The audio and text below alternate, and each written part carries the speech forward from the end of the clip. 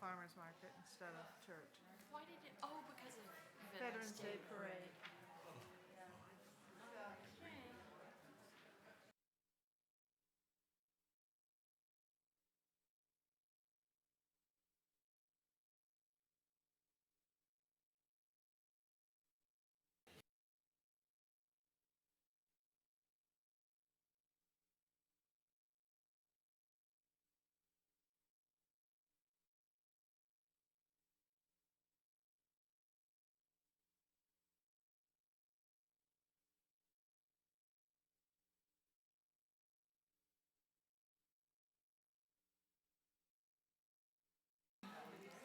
Good morning and welcome. I was just hoping that people didn't turn their clocks back again this week. We didn't. Welcome. It's good to see you. Welcome on Zoom as well. I'm Catherine Massey, Director of Music, and I invite us all to put our phones in worship mode.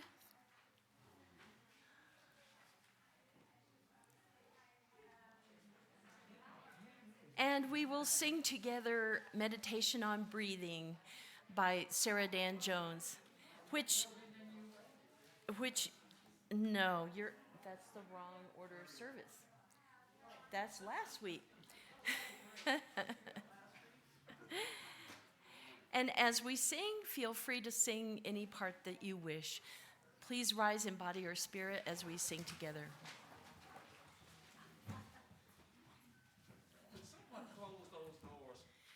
Breathe in, breathe out, breathe in, breathe out. When I breathe in, I'll breathe in peace. When I breathe out,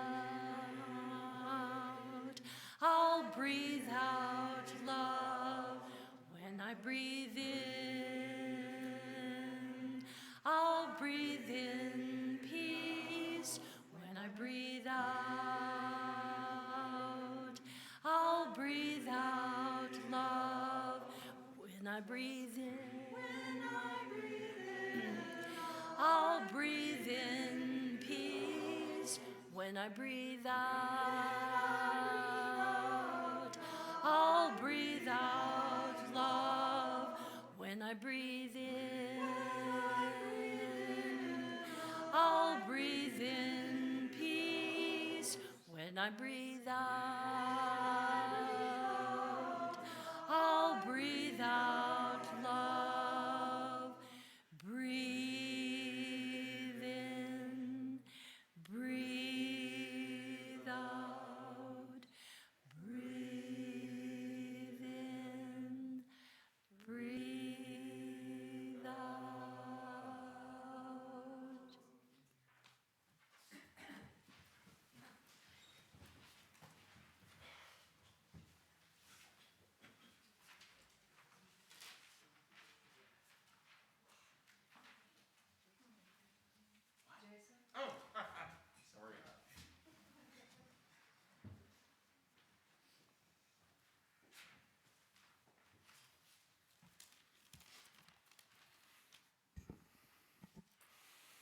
So, one of the best things about the 1990s was that every year Hollywood would come out with two movies on the same theme. In 1995, that theme was Scottish Warriors, and everyone saw Braveheart, and no one saw Rob Roy, where Liam Neeson, the better actor, played the title character. And early in that movie, Rob Roy attempts to explain the concept of honor to his sons. And part of what he says is that honor is a man's gift to himself. A few years later, John McCain said it better in one of his early books. It is your character and your character alone that will make your life happy or unhappy. That is all that really passes for destiny. And you choose it. No one else can give it to you or deny it to you. No rival can steal it from you, and no friend can give it to you. Others can encourage you to make the right choices or discourage you, but you choose.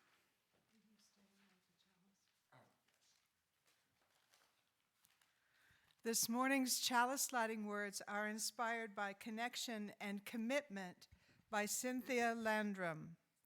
As we kindle this flame and honor our veterans, may their examples spark in each of us connection and commitment to this living tradition and to each other.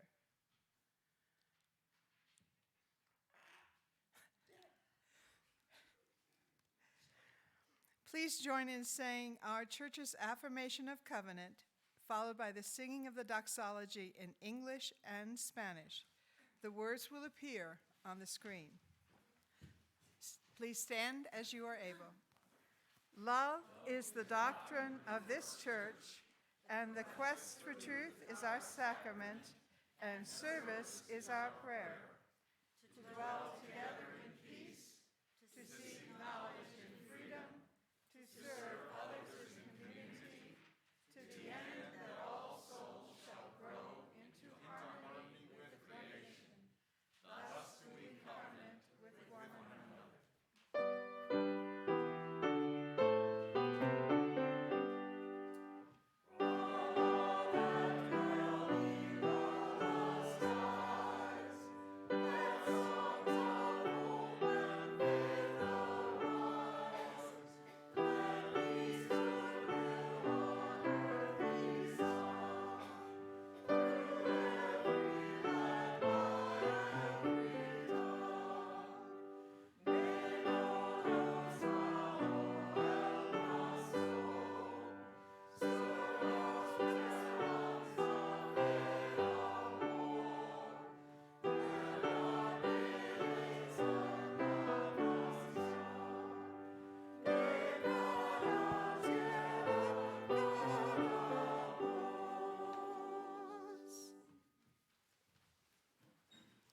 Good morning, and welcome to the Sunday service for the Unitarian Universalist Church of Las Cruces. My name is Katie Fitzgerald, and I'm your service associate today. Our service leaders this morning are Jason Galbraith, Haney Pearson, and Jack Welch, members of our congregation who are veterans. Elwyn Nunn is working the camera. Mike and Claire have the soundboard and Zoomcast. Jeff Field is joining us as a guest reader. Mary Whittemore, Jane Ash, and Jean Gilbert were your greeters. Catherine Massey and the choir are in the house. We are all delighted to be with you. It takes a village to do a service, you know? And we're equally glad that you are here with us. Unitarian Universalism has no creed nor dogma. We are a covenant-based church, meaning that we agree to live in relationship with each other according to the Unitarian Universalist principles and our congregation's covenant of right relations. We embrace diversity in all its forms. Everyone is welcome. You can learn more about our church and check the events calendar at our website, uuchurchlc.org. If you are visiting us today, we'd like to meet you. Do we have any visitors on Zoom? We know it will take you a moment or so to turn on your mic and camera. And while you do that, let's see if there are any visitors in the sanctuary. Wait a moment till I bring my microphone over. And please stand and tell us who you are, where you came from. Whoa. This is for the Zoomcast. They got to hear you too. Good morning, Melissa. Could you turn a little bit? Thank you. Hi. My name is Melissa Billeter, and I'm here from Denver, Colorado. I just moved to Las Cruces. Wonderful. Welcome. Do we have any other visitors here in the sanctuary? How about on Zoom? Oh, no Zoom visitors today. Well, Melissa, we're glad that you could join us. We hope that you will fill out a visitor's card so that we can share with you some information about our church, about events coming up, and other services. Directly following this service, there will be an opportunity for fellowship with one another. For those of you on Zoom, just stay linked, and you will be able to see each other after the service ends. For those in the sanctuary, we hope that you'll continue down the portico for treats, coffee, and conversation outside the RE room. If you get too chilled, I think they may let you into the great room. This week's hospitality offerings are sponsored by the Membership Committee. Yay!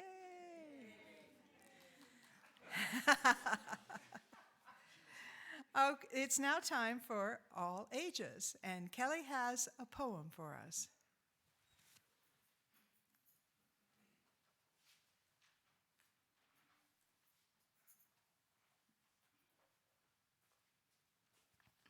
Good morning, church.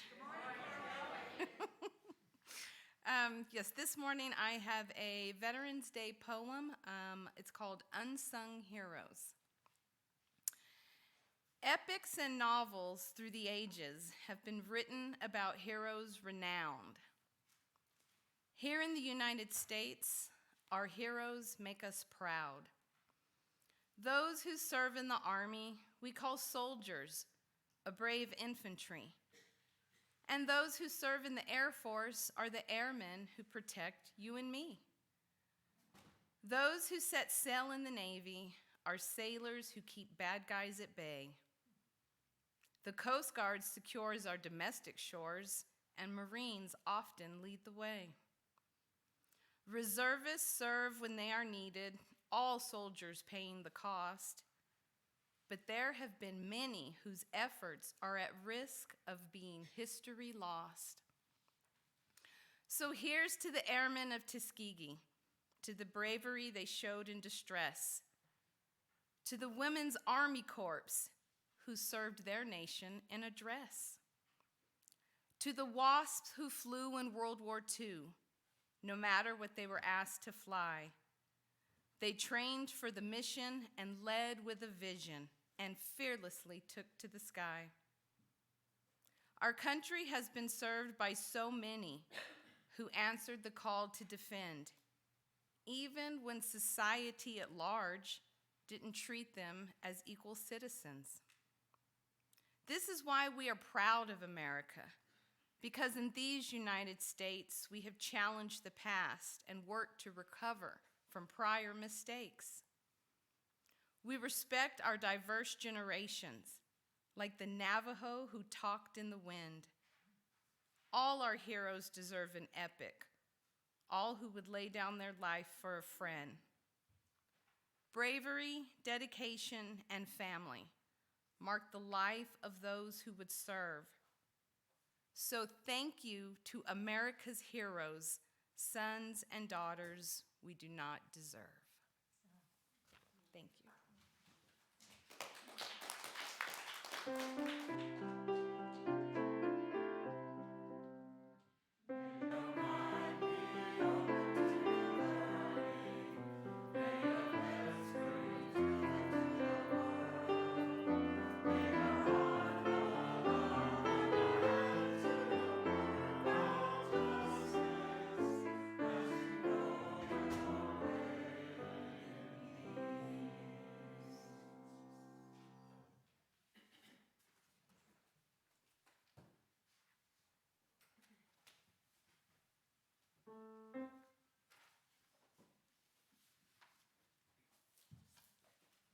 Our opening hymn is number 155, Circle Round for Freedom. And we will sing the melody together, which is in the middle. It's the middle line. And that's okay if you don't have a hymnal. The words are up there. It's pretty easy to follow, I think.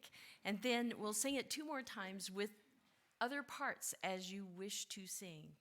I invite you to rise, embody your spirit.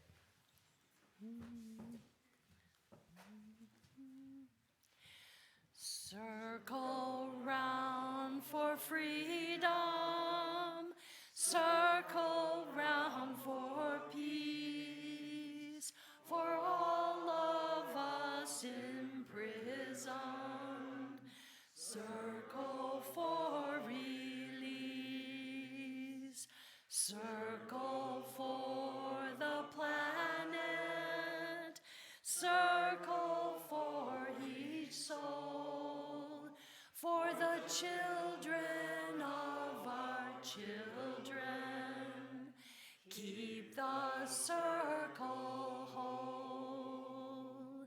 Circle round for freedom, circle round for peace, for all of us in prison.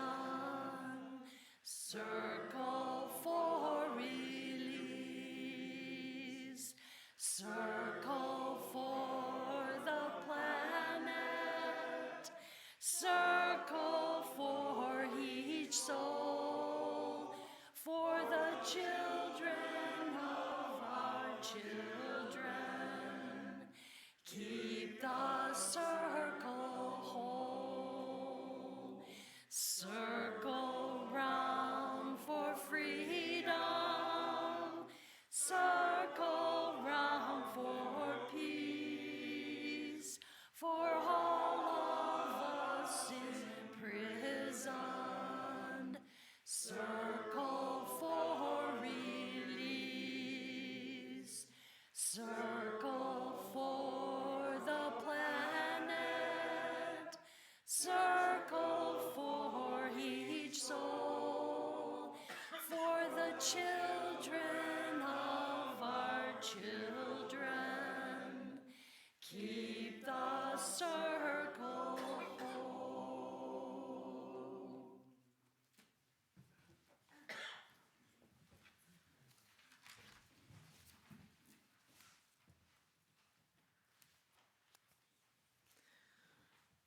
One of the ways we can renew our own spirituality is to take moments for quiet reflection. For UUs, the candle and flame are symbols of our faith in one another and the ties that bind us. This morning, as we light a candle, please remember one who has served our country, known or unknown, valuing his or her sacrifice and devotion.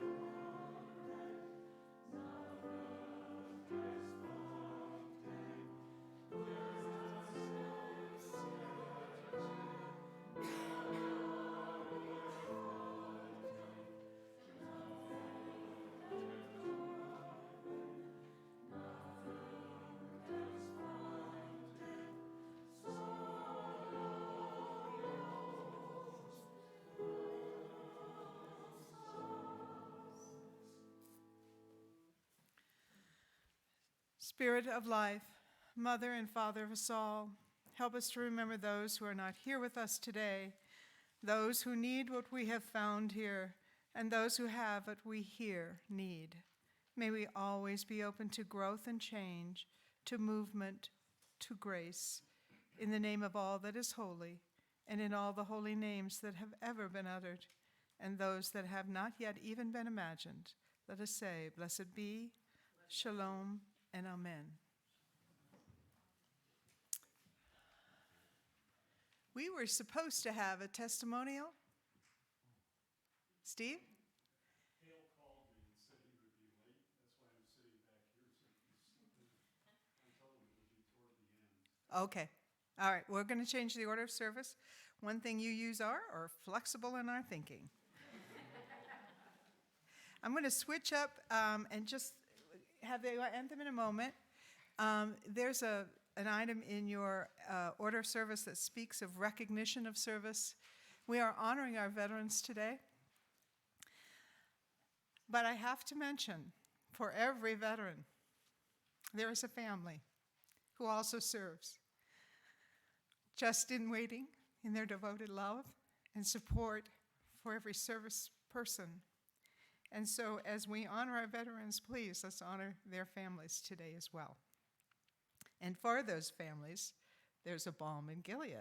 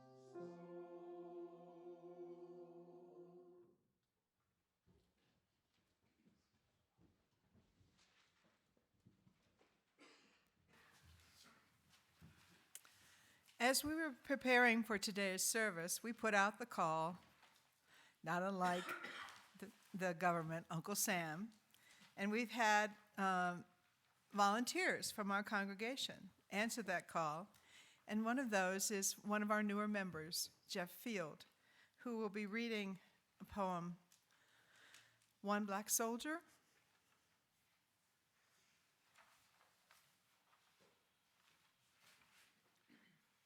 Good Sunday, everybody. I enlisted in the Army in 1965 to become a psychiatric technician, and medic training was a prerequisite, and this poem has to do with the medical portion of it before I actually started working in the psychiatric wards.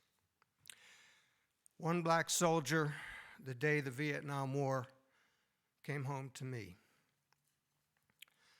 Summer, 1966. I am trying to take a Polaroid picture of one black soldier doing the alley shuffle outside the barracks at Fort Sam Houston in San Antonio, Texas. He will not hold still. Vietnam, here I come.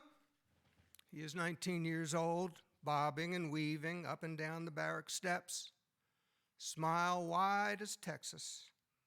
Hey, hold still a minute, would you? Okay, now. The print slides from the camera. A minute later, he's grinning at me, fists frozen in air. He's the world's greatest.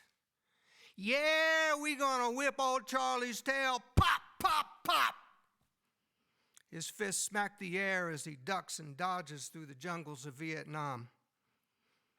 He is 82nd Airborne, and he is my friend. 1 year later,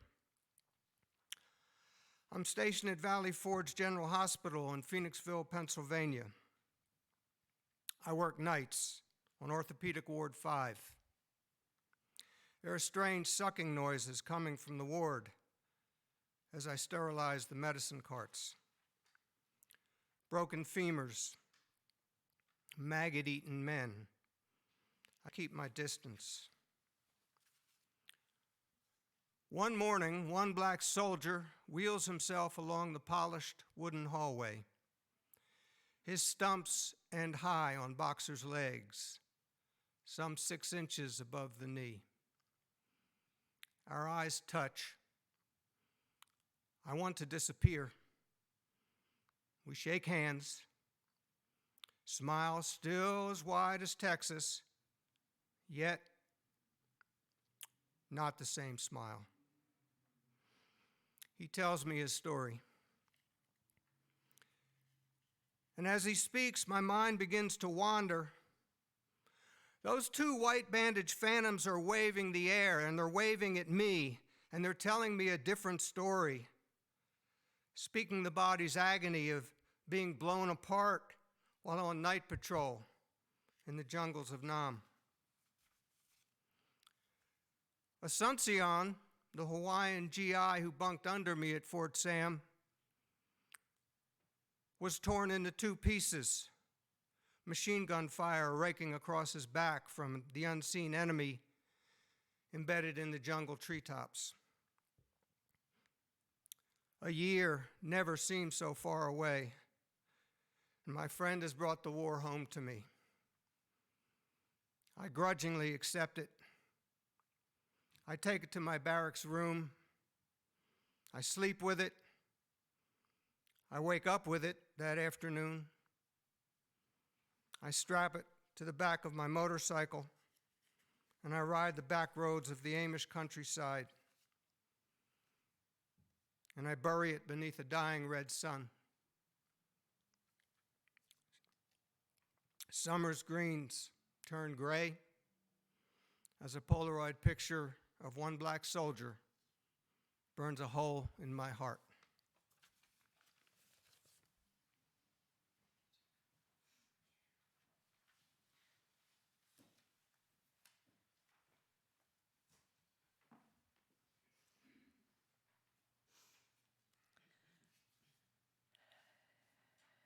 Continuing with our stories, we have personal reflections from first, Jason Galbraith.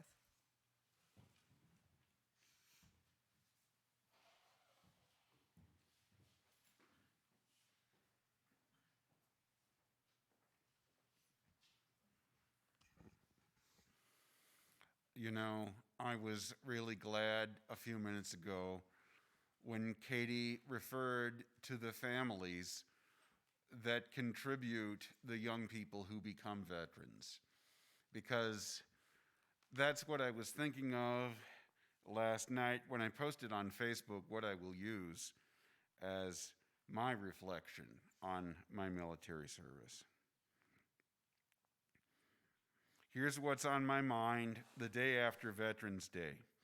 I think the new batch of Army recruitment commercials where the soldier's parents see what he or she will be doing before he or she enlists are the best ever made. The thing is, particularly for middle-class teenagers, joining the military in this day and age seems like a radical choice. But if after college you don't know exactly what you're supposed to be doing, it may just be the best way to make a difference. It was for me anyway. I wish I could have read this when the teenagers were still here. But I think there's one person here young enough to still act on it.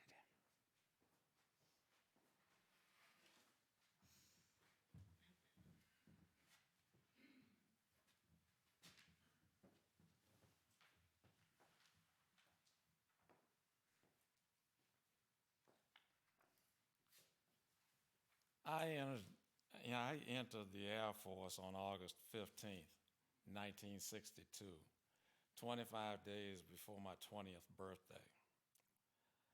My training flight was approximately 1/3 Glen Burnie, Maryland, Northern Virginia mix, 1/3 Peoria, Illinois, and 1/3 Texas ranch hands. A slice of America. Basic training was fairly easy except for shaving and salt tablets. I cut myself in 5 places on the first and only shaving stroke I took that year with a blade in my newly purchased Gillette safety razor. On my final day of basic, my training instructor leaned over me and quietly said, "I ought to make you dry shave. You think I don't see that red peach fuzz?" But he didn't. I took salt tablets twice before I stopped because they made me sick both times. After basic, it was off to beautiful Biloxi, Mississippi for tech school. Upon arrival, we were herded into a large aircraft hangar to hear someone read us the segregation laws of Mississippi. The education of a small-town Southerner had begun. James Meredith enrolled in the University of Mississippi, and the Cuban Missile Crisis began the very next month. In the afternoon, soldiers would erect tents along the flight line, but they would be gone by the time we marched across the flight line to classes at 6 a.m. in the next morning. Sentries were posted outside several buildings for several months, and during this time, it was a bad idea to take shortcuts from basketball practice to the triangle where my barracks were located. Question: why do they need an armed guard for the judge advocate's office? They sure did not have the last time I took that shortcut. Why, I scared that dude almost as much as he scared me when he pointed that rifle at me shaking. Despite all this, I made some close friends, had a good time, and after a short leave, went to Libya. Note: Medgar Evers was assassinated 2 months after I left Biloxi. When I arrived in Libya, I was asked two things. Did I wish to share a room with my brother, to which I declined? Well, the second one was not really a request, but I treated it that way. I was told that since I had just finished radio operator school, I was going to be sent to the Congo to support the United Nations troops fighting there. I looked around, noticed that I was the only non-white in the room, and suggested they send someone down that they would know which side he was on. That's the truth. They actually did. They did. For the next year and a half, I worked air-to-ground radio, point-to-point radio, and push teletype when they were shorthanded. I was working air-to-ground when I became convinced that fighter pilots were absolutely nuts.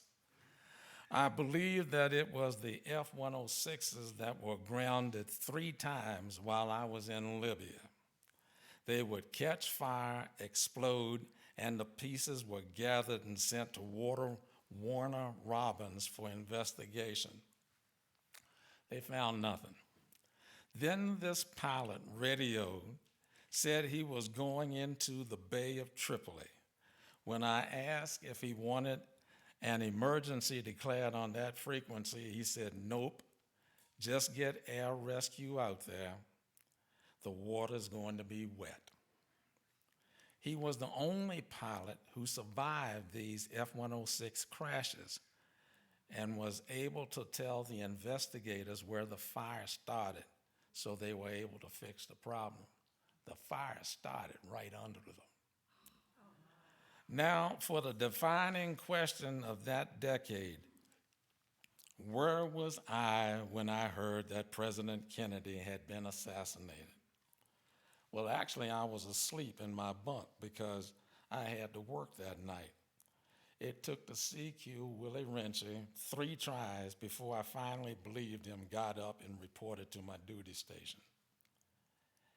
Having everyone report to their duty station during a crisis is a dumb move for an agency that is 24/7 anyway. By the middle of my shift, I was not at the top of my game. I left Libya for Cannon Air Force Base up near Clovis and Portales, New Mexico, in the fall of 1964, and was there as the war in Vietnam began to build. My time came for a Vietnamese temporary duty assignment, but I was asked for my passport as I was clearing the base, and since I did not have one, I could not go.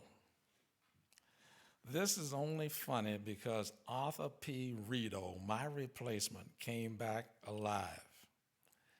It happened that Rito had to qualify for his rifle while he was over there.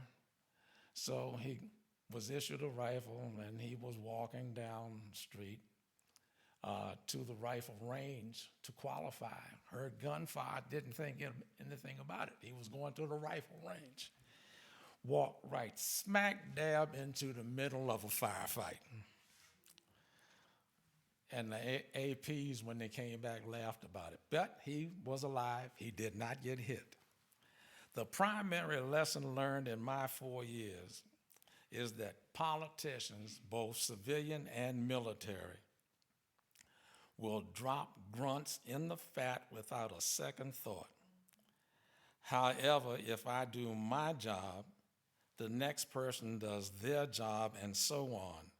If we all do our jobs to the best of our abilities, we might just get out of whatever mess they have dropped us in alive.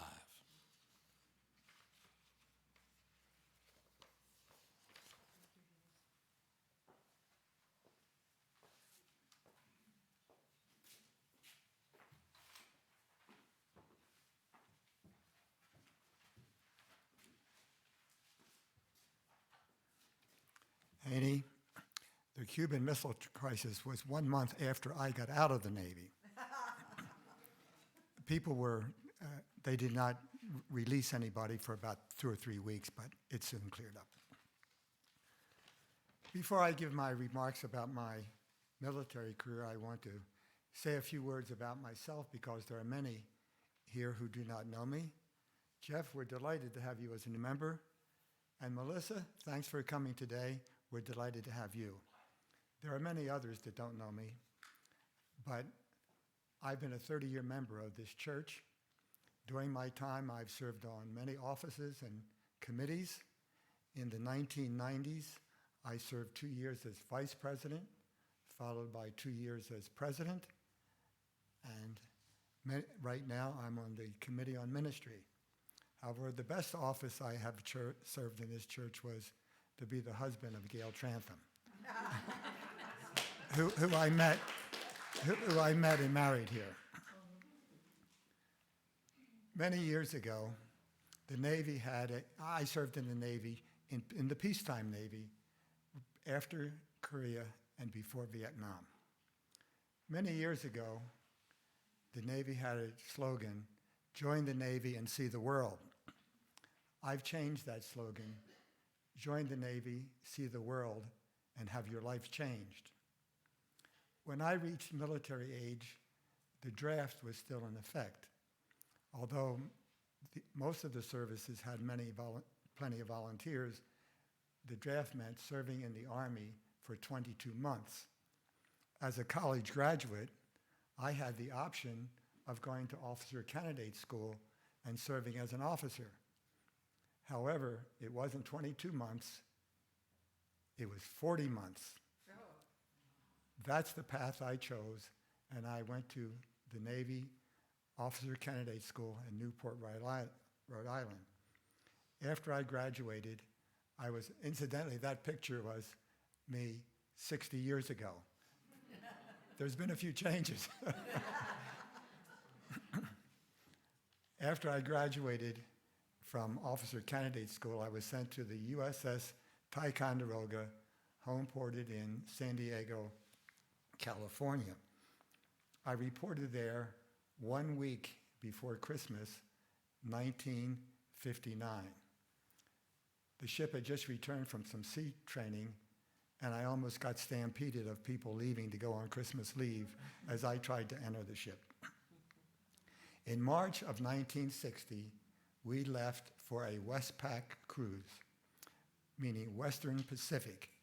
It was scheduled to be 7 months, but it turned out to be 9.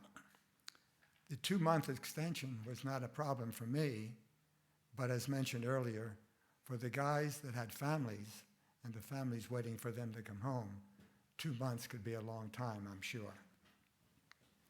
Our first stop was Pearl Harbor in Hawaii. At that time, Hawaii was not a state. Congress in 1959 passed legislation admitting Alaska and separately Hawaii to the Union. Alaska was admitted in 1959, but Hawaii had to wait till 1960. The reason being, we admit states to the Union now on the 4th of July. In 1959, the legislation for Alaska was early in the year, so they had their star added to the flag July 4th, 1959, but Hawaii had to wait for another 4th of July. The people were very eager to become, they were already citizens, to become a state, but that was my memory of Pearl Harbor. Also, I had a chance to see Waikiki and Diamond Head. I think we were there 2 or 3 days. And next stop was Yokosuka, Japan. Now, I'm going to flash back to my youth, my elementary school days. I remember Pearl Harbor. I remember that Sunday very well. My dad came charging through the front door. He had been at a semi-pro football game. Turn on the radio. The Japanese have bombed Pearl Harbor. Our country's going to go to war. I remember it well. During my elementary school years, we sang a song in school. Remember Pearl Harbor as we go to meet the floe. remember Pearl Harbor as we did the Alamo. We will always remember how they died for victory. I can't remember the rest of them.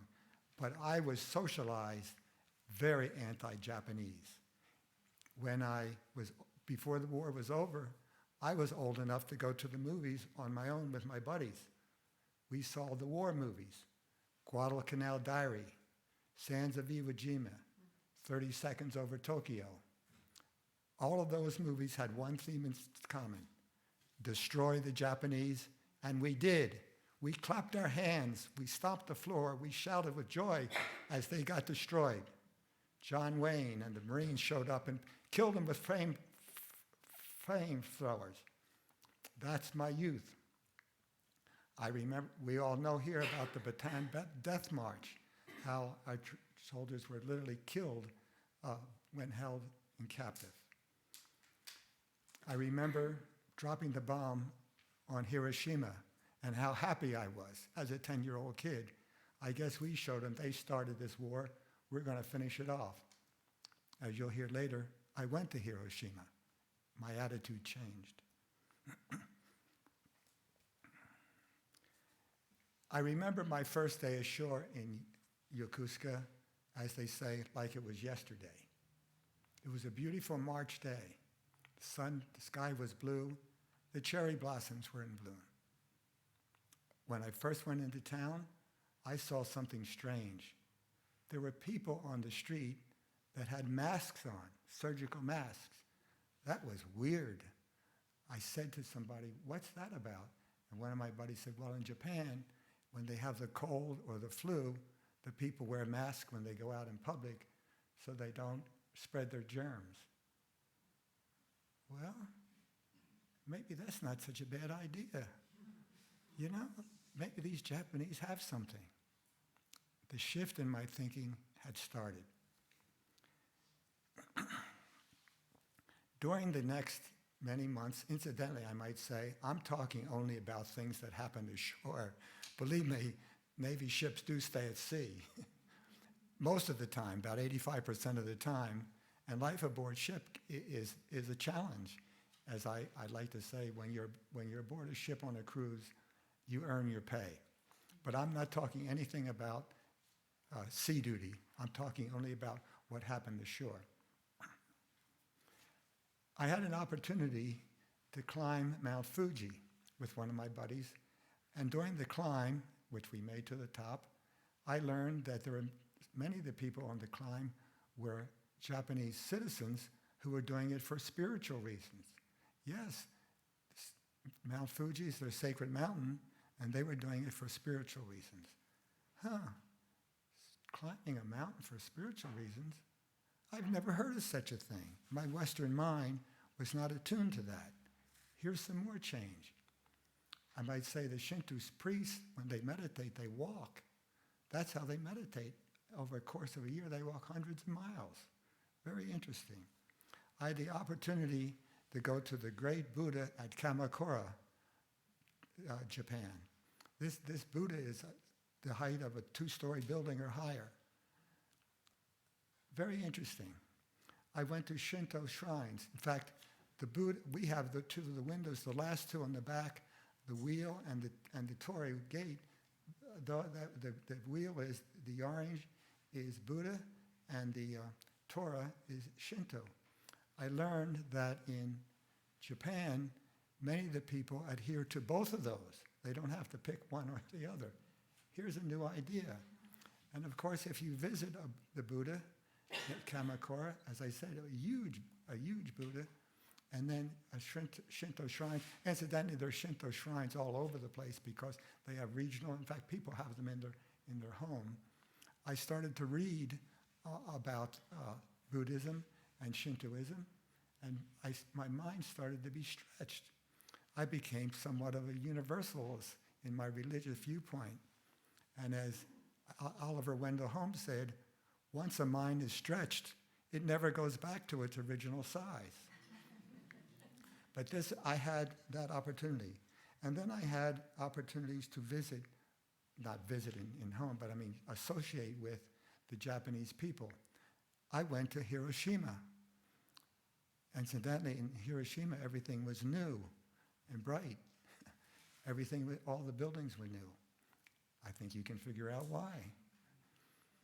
I went to the Peace Museum, where I learned 65,000 people were killed on one day. Some of them were vaporized. Many of them were just vaporized. One of the things that the Peace Museum had was a bicycle that melted. And of course, it came back. You could hardly tell it was a bicycle, but the heat was so hot that the metal actually started to melt. Well, you can imagine what a human being would be like in that environment. As I walked, and I say I was with some others, there were some Japanese boys playing baseball on the lawn that surrounded the Peace Museum. And one of the balls came to my feet. I picked it up and I threw it back to the boys, and one of the kids said, "Thank you." To which I said, "Domo arigato." You didn't know I could speak Japanese, did you? I have an extensive vocabulary in Japanese. 6 words. But thank you, or don't touch a mustache, doi tachimase, is one of them. And I thought, how ironic. Here I am in Hiroshima. The Japanese kids are playing our national pastime. The kids speaking Japanese, and the kids are speaking English, and I'm speaking Japanese. What the hell is all of this war about? What has become of us? Very moving experience. I've been to Nagasaki also, but in Nagasaki, they hardly mention the bomb, where in Hiroshima, they do a lot. I can remember attending, I was a swimmer in college, and you know I'm still a swimmer in the Senior Olympics now. I went to a major swimming event in Tokyo, spent 2 days alone, getting around Tokyo on my own, rubbing shoulders with all the Japanese swimming crowds, and just feeling so at home and feeling so secure among the people that it was just a wonderful experience. So you see how my attitudes were changing with each of these experiences. But the final one I'm going to tell you, you may enjoy hearing. I was on a train. Again, I was alone. And I was sitting in a seat facing 2 young Japanese women about my age. And it was a long train ride. So when the train stops at the station, they open the windows so that vendors can sell food.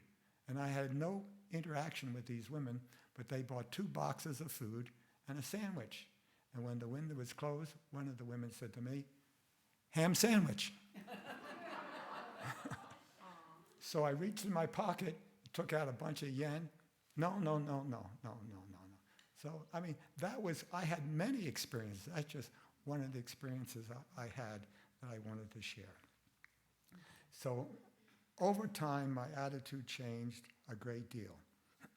I'm going to switch now to the last day we were in Yokosuka before we went back. Now, this is after 9 months. So it was a moving day for me.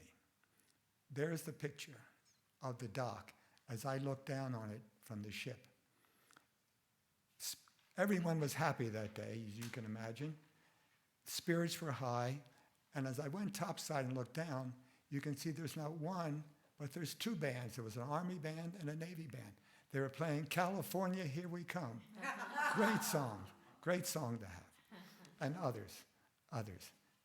And then if you look closely, down at the bottom, you see about 8 or 10 Japanese women, some in kimonos, waving goodbye. We were taking 15 or 20 Japanese sailors back to San Diego for training. These were their wives and mothers saying goodbye to them. At that moment, tears started flowing down my cheeks. All of my experiences seemed to have come to a laser focus at that one time. My attitude didn't change. I had changed. Not my mind, but my gut and my bones. I was a different person. Now, I don't know if I recognize that as a 22-year-old kid, but that's what actually happened. In fact, the reason I have that picture is because I saw the ship's photographer taking the picture, and later I asked him if I could have that picture? And he said, well, of course, I'll be happy to give it to you. And I've kept that in my mementos for 60 years. So the last day was really quite a memorable day. And as the band played, when that last line is cast over, it's anchors away. And if you're a Navy guy, you remember that.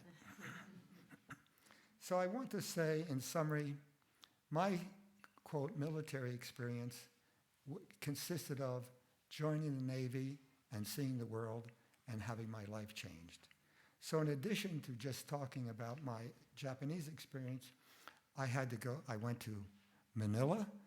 I was in attendance at a university hall when President Dwight Eisenhower received an honorary degree at St. Thomas University in Manila. I was as close to him as I was to this lady in the front row walking into the building. That was a memorable experience. I was in Hong Kong when Hong Kong was still a British colony, and I met British people there. And then when we got back to the United States, my ship was in dry dock. I had to visit Seattle, San Francisco, Long Beach, and of course San Diego. So a kid who had never been more than 300 miles from home, this was an opening experience. So I'd like to say, in conclusion, yes, my military exchange, in part, I wouldn't be here today as a UU without having my mind stretched in Japan. So thanks for listening.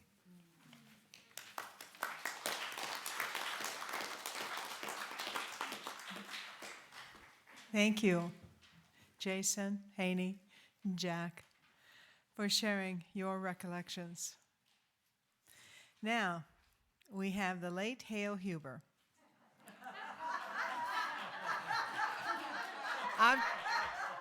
Or maybe I should say tardy. Well, I'm 6 foot up and not 6 foot down. There you go. I'm going to put it on your report card. You were tardy. Yes, teach. But at least you got here, right? Yep.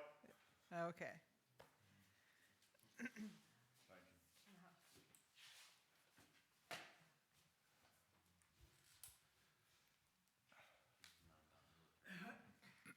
I got my words written at midnight last night, but I'm a very slow typist.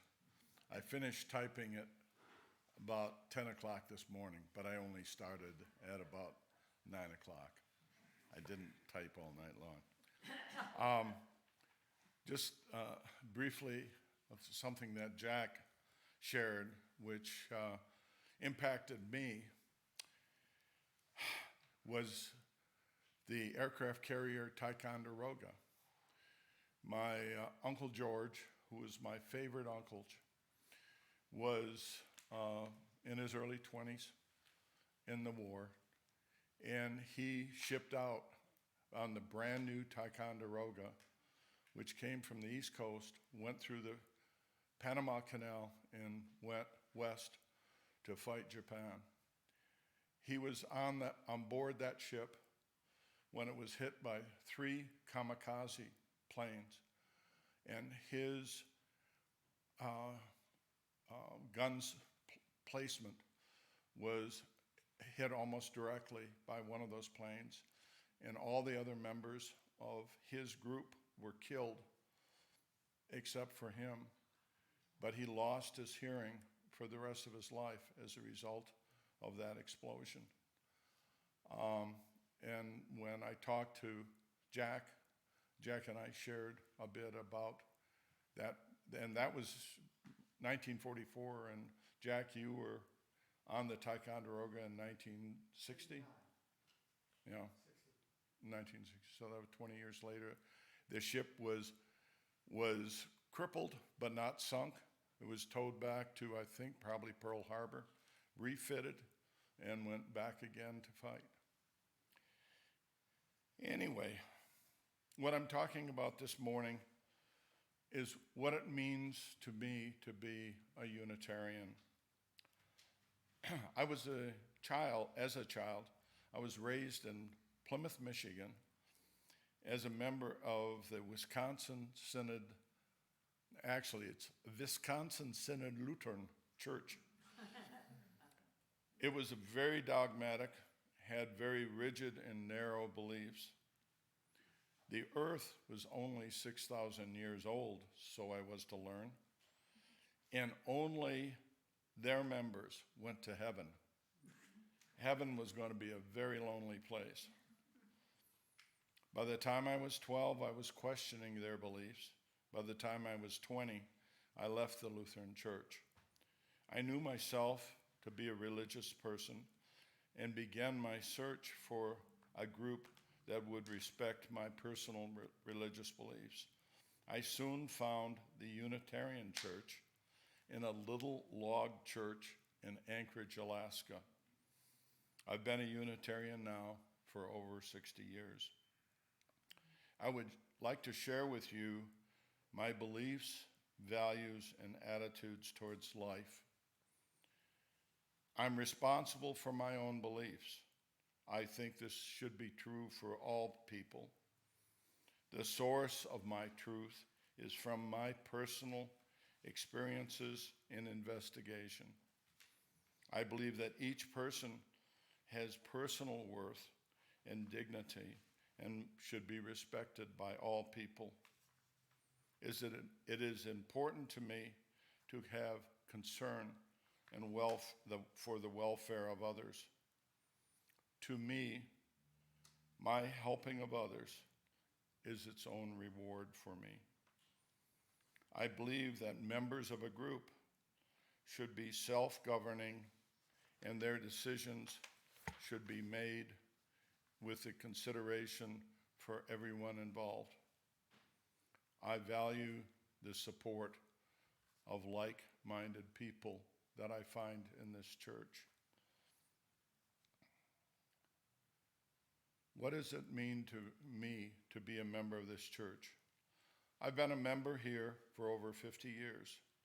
This has included a couple of short, what I call sabbaticals, when I had unresolved problems with the minister or some of the members. Soon I would come back and resolve these problems. As a member, I feel responsible for my support of the church, our community, and involvement in the outer world. This support includes my active personal involvement in helping with my knowledge and experience and offering my financial support. This is what we call time, talent, and treasure. My time and talent has included being chair of the finance committee for about 20 years, being co-chair for several of the annual pledge drives, several of which Jack and I did together. I volunteered several times to help with the church auctions and yard sales.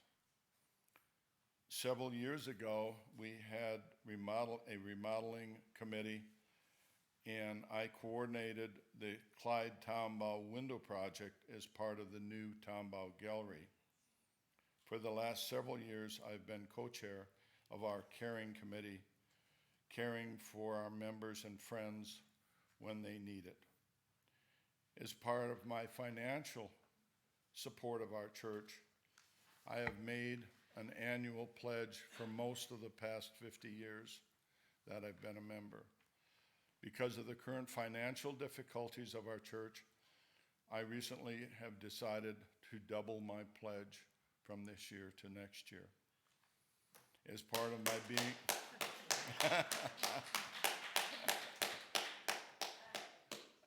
I appreciate support from this church. As part of being a Unitarian, I accept responsibility for actively supporting the world outside the church.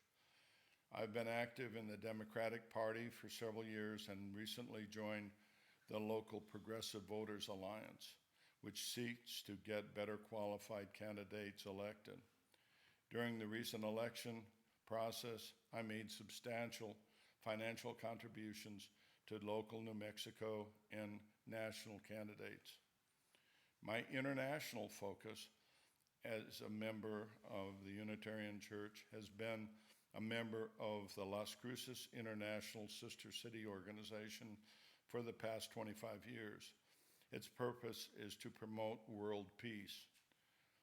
Las Cruces has had 2 sister cities for over 30 years. The first one was Lerdo, Mexico, and the second is Nuremberg, Germany. And it was helpful because my 2 languages other than English was German and Spanish. Over the years, I have been the chairperson for both committees and have led delegations to both Nuremberg and Lerdo. In conclusion, my involvement in our church, our community, and the world at large has brought great joy and satisfaction to me. I encourage each of you to go where you find your joy and get involved.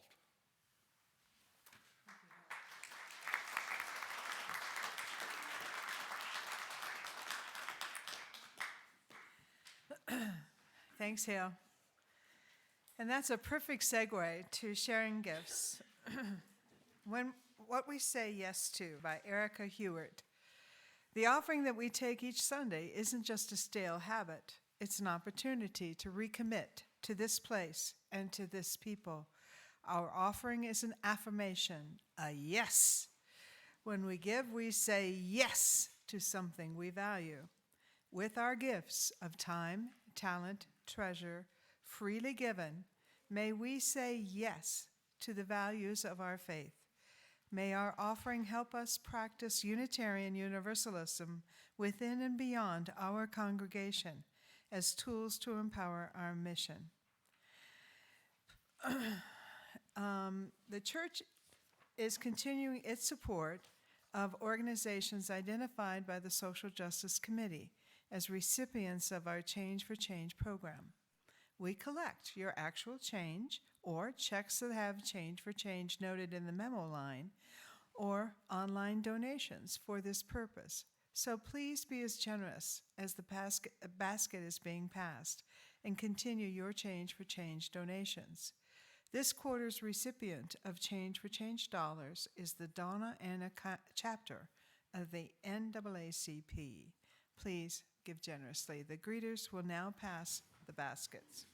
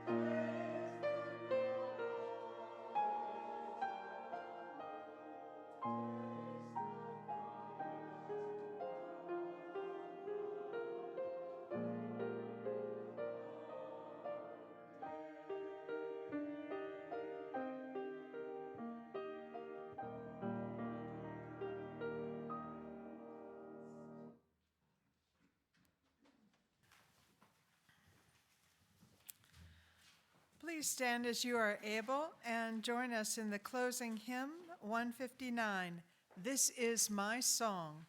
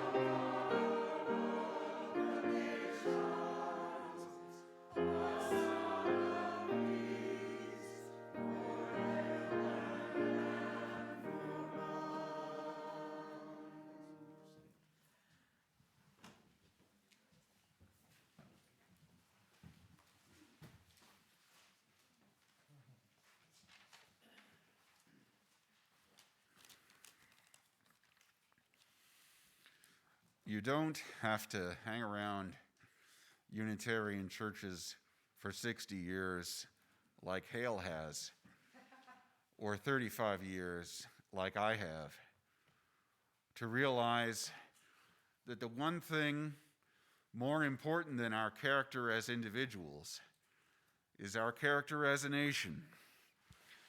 And that is addressed by the quote I've chosen as our closing words, spoken by the only Vietnam veteran who I ever actually voted for president. America now stands as the world's foremost power. We should be proud. Not since the age of the Romans have one people achieved such preeminence. But we are not Romans. We do not seek an empire.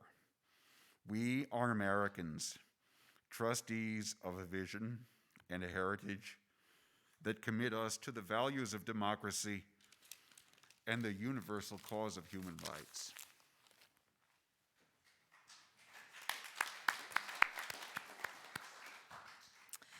On the back of your order of service, you will see the announcements. We have upcoming a vote on Change for Change recipients, so please, I hope you can all make it on roundtable time of 2 o'clock on December 4th. As I understand it, it will be over Zoom, so even fear of COVID shouldn't keep you away, and that's very important for our community as well as our congregation. Please join me in our words as we extinguish the flame. We extinguish this flame.